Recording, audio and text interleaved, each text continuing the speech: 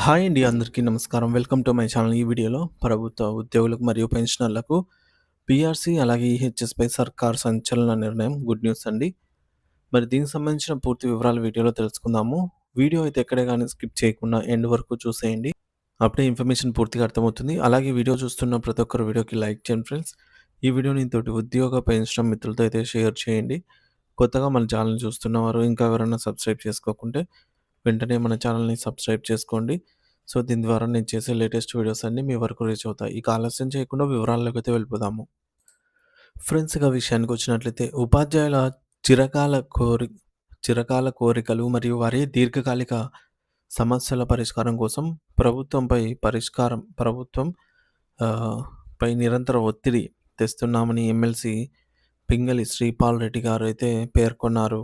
గురువారం హైదరాబాద్ జిల్లా పీఆర్టీయూ ఆధ్వర్యంలో అత్యంత ఘనంగా నిర్వహించినటువంటి ఈ నూతన సంవత్సర క్యాలెండర్ ఆవిష్కరణ కార్యక్రమానికి ఆయన ముఖ్య అతిథిగా హాజరయ్యారు. ఈ సందర్భంగా ఆయన మాట్లాడుతూ ఉపాధ్యాయులు ఎదుర్కొంటున్న ప్రధాన సమస్యలైనటువంటి ఈ హెల్త్ కార్డ్ మరియు నూతన పీఆర్సీ అమలు త్వరలోనే సాధిస్తామని ధీమా వ్యక్తం చేశారు.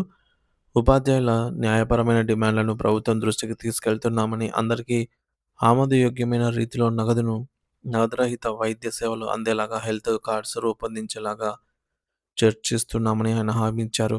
అయితే ఈ త్వరలోనే అనే పదంపై ఇప్పుడు ఉపాధ్యాయ లోకం పెద్ద ఎత్తున చర్చ జరుగుతోంది.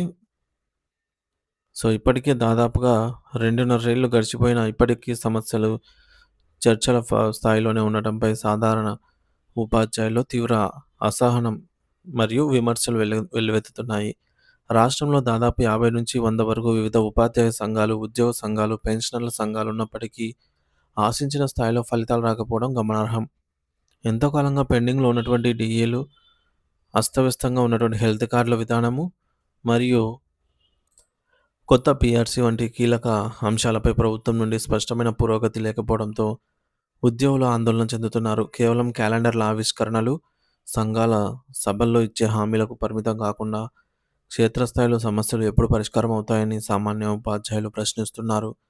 ఇన్ని రకాల సంఘాలుండి కూడా ఉపాధ్యాయుల న్యాయపరమైన హక్కులను సాధించడంలో ఎందుకు ఇంత జాప్యం జరుగుతోంది అనేది ఇప్పటికీ మిలియన్ డాలర్ల ప్రశ్నగానే మారింది. నాయకులు చెప్తున్న ఆ త్వరలోనే అనేటటువంటి పదం. సో, ఈ త్వరలోనే అనే కాలం ఎప్పుడు ముగుస్తుందో, అసలు సమస్య మోక్షం ఎప్పుడు లభిస్తుందో అని చెప్పేసి వేచి చూడాలి. అయితే ఈ ప్రభుత్వంతో జరిపేటటువంటి సంప్రదింపులు కేవలం మాటలకే పరిమితం కాకుండా ఉపాధ్యాయుల జీవితాల్లో వెలుగులు నింపేలా ఉండాలని అందరూ అయితే కోరుకుంటున్నారు.